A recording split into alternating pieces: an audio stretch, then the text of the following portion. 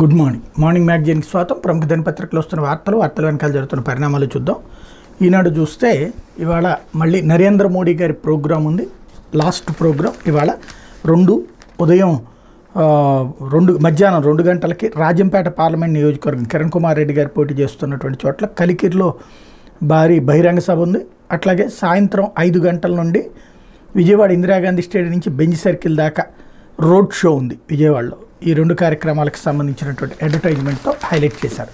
ఇకపోతే ఈనాడులో చంద్రబాబు గారు ఇంటర్వ్యూని హైలైట్ చేశారు. జగన్ వైరస్కి ఓటే వ్యాక్సిన్ అంటూ వైకాపా 5 ఏళ్ల పాలనలో ఏపీ 30 ఏళ్ళు వెనక్కి జగన్ గ్యాంగ్ అరాచకాలతో వనరులు వ్యవస్థలని విధ్వంసం, కూటమి అధికారంలోకి వచ్చాక సమస్యలన్నింటి పరిష్కారం, ప్రతి హామీని పక్కాగా నెరవేరుస్తాం, 2 నెలల్లో సమగ్ర అభివృద్ధి ప్రణాళిక ప్రకటన, పరిశ్రమలు పెట్టుబడులను ఆకర్షించే యువతకు ఉద్యోగ ఉపాధి కల్పన, అన్ని వర్గాల ఆకాంక్షలకు పట్టం కడతాం అన్నటువంటి వార్తని ప్రధానంగా హైలైట్ చేశారు.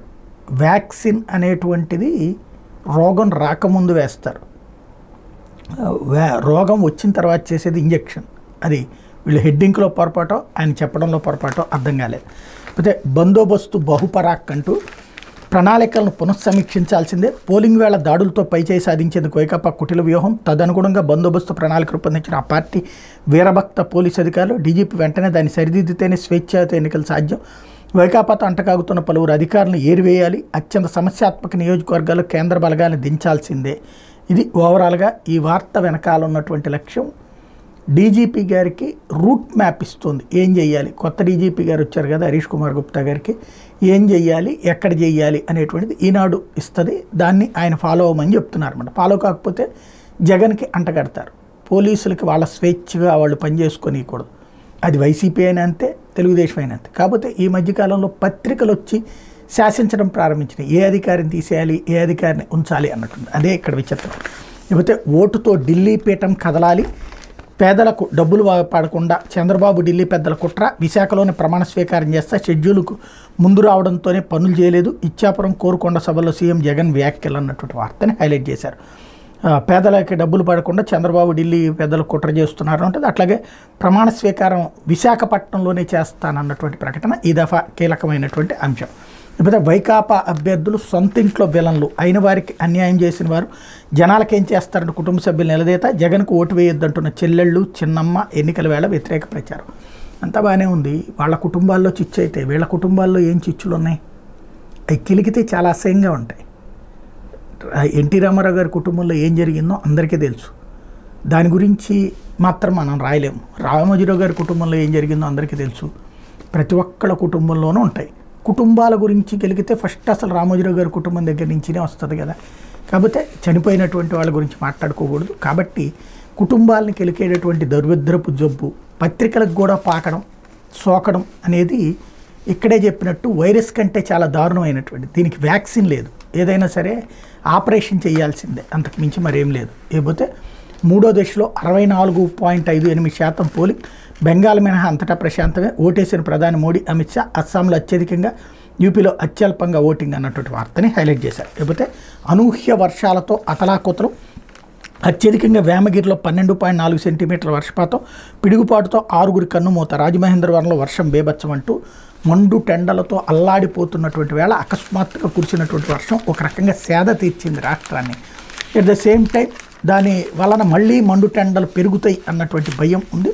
బట్ ఒకంత చెట్లన్నీ డస్సిపోయి అసలు పాపం జీవులైతే రోడ్ల మీదనే వీధి కుక్కలు ఇట్లాంటివి అయితే అల్లాడిపోయే టైంలో ఒక రకమైనటువంటి స్వాంతని చేకూర్చిందని చెప్పాలి వర్షం. లేకపోతే అంబేద్కర్ని తొలగించి తన పేరు తగిలించి విదేశీ విద్యా దీవెన పథకం అమల్లో జగన్ నాటకం, అధికారంలోకి వచ్చాక 3 ఏళ్ళు పథకం నిలిపేత, ఆ తర్వాత అమల్లోకి తెచ్చిన నిబంధనల కొర్రీలు, పథకానికి ఉన్న రాజ్యాంగ నిర్మాత పేరు తొలగింపు, వైకాపా పాలనలో ఎంపికైన గిరిజన విద్యార్థి ఒకే ఒక్కరు, దళిత బిడ్డలు 50 మంది లోపే అంటూ వీళ్ళు ఒక రకంగా మంచిగా చేస్తున్నారు. దళిత విద్యార్థులు 50 మందికి విదేశాల్లో విద్యావకాశం వచ్చింది. అట్లాగే గిరిజన విద్యార్థికి ఒకరికి అవకాశం వచ్చింది. చంద్రబాబు గారి హయాంలో ఎంతమందికి వచ్చింది అనేది కూడా చెప్తే బాగుంటుంది. రెండవది, లాస్ట్ 2 ఏళ్ల నుంచి పెడుతున్నారని వీళ్ళే రాస్తున్నారు. చంద్రబాబు గారు లాస్ట్ ఇయర్ మాత్రమే ఇచ్చారు విదేశీ విద్యా దీవెన, ఆయన ఫస్ట్ నుంచి ఇవ్వలేదు.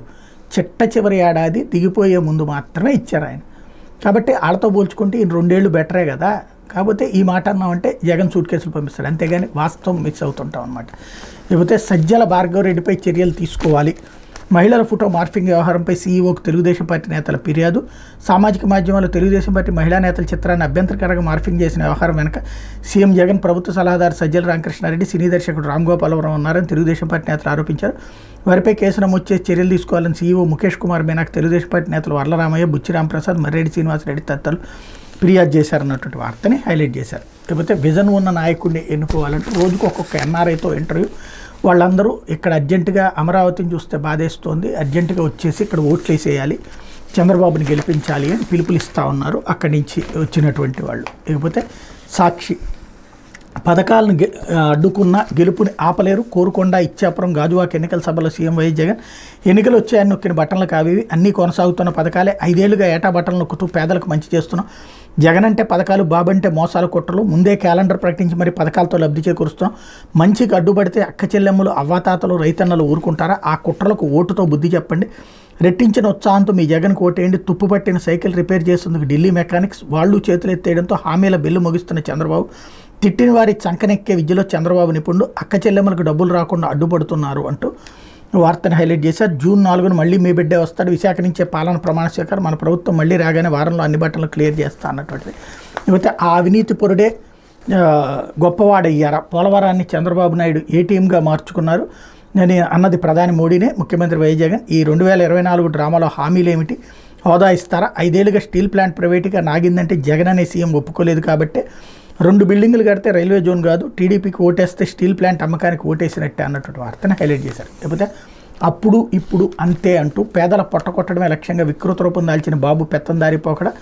వారికి లబ్ధి జరిగేది ఏదైనా అడ్డుకోవడమే ఆయన లక్ష్యం. అప్పట్లో ఇళ్ల స్థలాల పంపిణీ, ఇంగ్లీష్ మీడియం చదువులు అడ్డుకునేందుకు ఎల్లో గ్యాంగ్ చేయని ప్రయత్నం లేదు.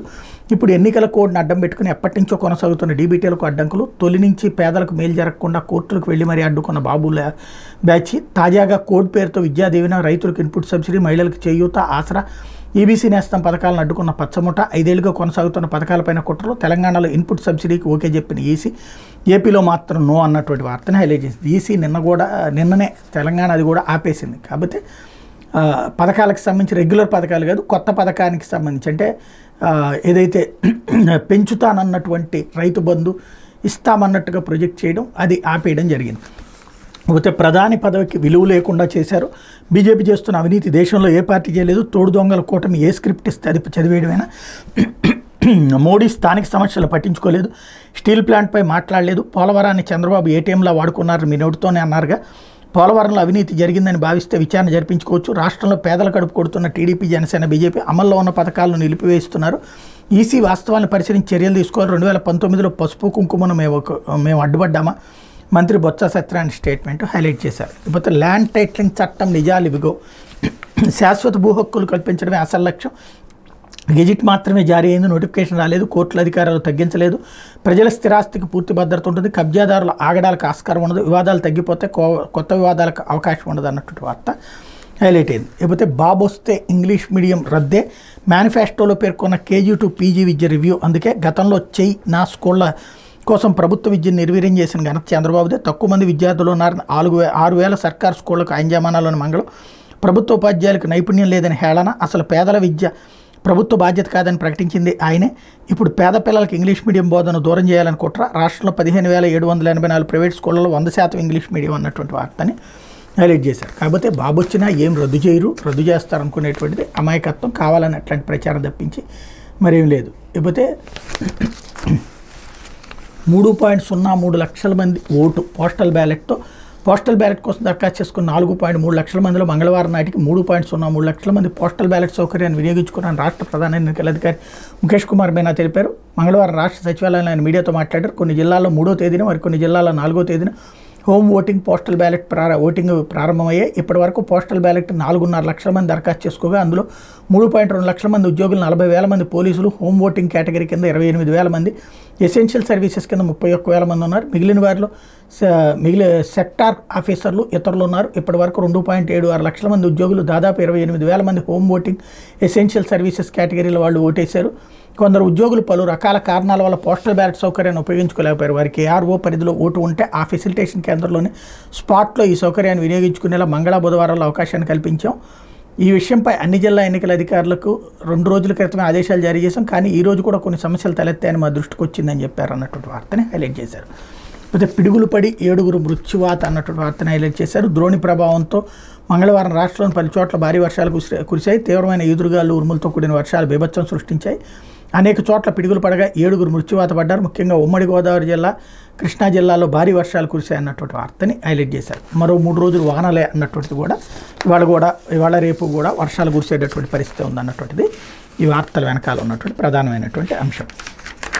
ఇకపోతే ఆంధ్రజ్యోతి వచ్చేటప్పటికి భూములతో బంతాట అంటూ భూములు స్థిరాస్తులు ఏం చేయాలనుకుంటున్నారు, జగన్ సర్కార్ నిర్ణయాలపై అనేక సందేహాలు, రైతుల భూమి పత్రాలపై జగన్ పేరు ఎందుకు, టైటిలింగ్ యాక్ట్తో లిటిగెంట్లకు ఊతమివ్వడమేగా, ఒరిజినల్ పత్రాలు కాదని జిరాక్స్లు ఇవ్వడం ఏంటి, రిజిస్ట్రేషన్ సమయంలో సాక్షులు అక్కర్లేదా, ఒక్కసారికే అనేక తలతెక్క వివాదాస్పద నిర్ణయాలు, మరోసారి ఛాన్స్ ఇస్తే ఈ బిడ్డ ఏం చేస్తాడు అంటూ ఇక రోజు డైరెక్ట్ విషయాన్ని చెబుతున్నారు. కాబట్టి సాధారణంగా పత్రికలకు సంబంధించినటువంటి వార్తలలో వార్తపరంగా ఉంటుంది. ఇక్కడ అట్లా కాకుండా డైరెక్ట్గా తెలుగుదేశం పార్టీ కంటే దారుణంగా రాసుకొస్తున్నారు. కాబట్టి ఇక వీళ్ళని ఏమన్నా కూడా దండగే. అయితే బేలగా గోలగా అంటూ సడలుతున్న నమ్మకంతో సీఎం అబద్ధాలు, సానుభూతి కోసం రకరకాల ప్రయత్నాలు, ప్రచార సభల్లో వింత వ్యాఖ్యలతో వీరంగం, నన్ను ఓడించేందుకు సిద్ధమయ్యారు, ఢిల్లీ పెద్దలతో కలిసి చంద్రబాబు కుట్ర, నన్ను దెబ్బతీయడానికి టీడీపీ మేనిఫెస్టో, ఊహించిన విధంగానే ముందుగానే షెడ్యూల్ రావడంతో ఇబ్బంది, స్టీల్ ప్లాంట్ ప్రైవేటీకరణ నావల్లాగింది, ప్రచార సభల్లో జగన్ వాచ, ఎందుకు ఈ గగ్గోలంటూ ఈసీ నిర్ణయాలపై జగన్ ఆక్రోశం, 2019 ఎన్నికల ముందు అధికారులపై వైసీపీ ఫిర్యాదుల పరంపర, పథకాలకు నిధులు ఇవ్వద్దని పిటిషన్లో అప్పట్లో సీఎస్ ఇంటెలిజెన్స్ చీఫ్ బదిలీ, నాడు ఈసీ నిర్ణయాన్ని స్వాగతించిన జగన్ ఇప్పుడు డీజీపీ ఐపీఎస్లను బదిలీ చేస్తే అన్యాయం అంటూ ముఖ్యమంత్రి గోల, 6 నెలల ముందు అస్మదీయులకు పోస్టింగులు, వారి సాయంతో ఎన్నికల్లో గెలవాలని ప్లాన్, వ్యూహం బెడిసి కూడుతుండటంతో నిర్వేదం అన్నటువంటి వార్తని హైలైట్ చేశారు.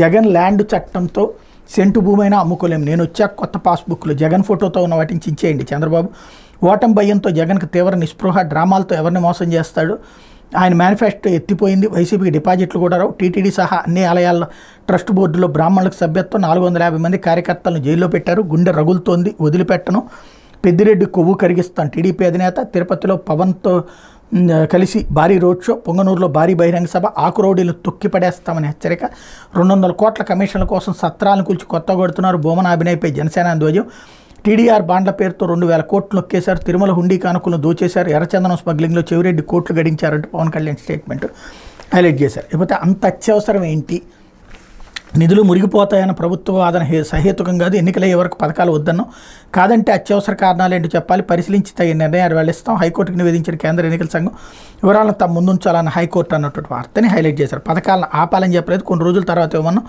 ప్రభుత్వం నుంచి 50 ప్రతిపాదనలో ఆసరా చేయూతపై వివరాలు కోరామంటూ మీనా స్టేట్మెంట్ కూడా ఇక్కడ హైలైట్ చేశారు.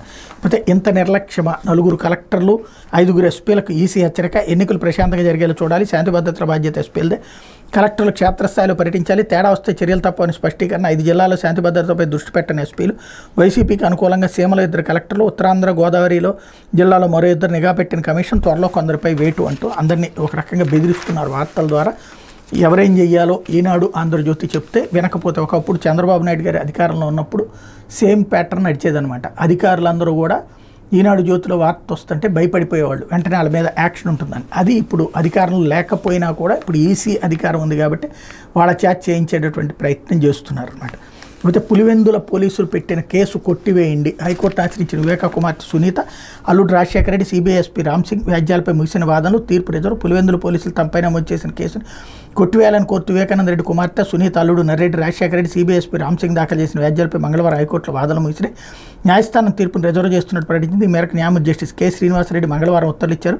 వివేక హత్య కేసులో సిబిఐ దర్యాప్తు అధికారి ఎస్పీ రామ్సింగ్ కోరిన విధంగా సాక్ష్యం చెప్పాలని, లేకుంటే హత్య కేసులో ఇరికిస్తామని సునీత, నర్రెడ్డి రాజశేఖర రెడ్డి దంపతులు ఒత్తిడి చేస్తున్నారని వివేక పిఏ కృష్ణారెడ్డి పులివెందుల కోర్టును ఆశ్రయించారు.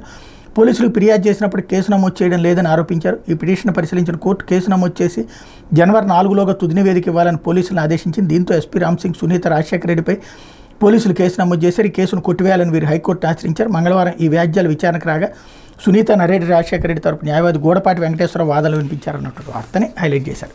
ఇది దినపత్రికలో వచ్చిన వార్తలు వెనకాల జరుగుతున్నటువంటి పరిణామాలు.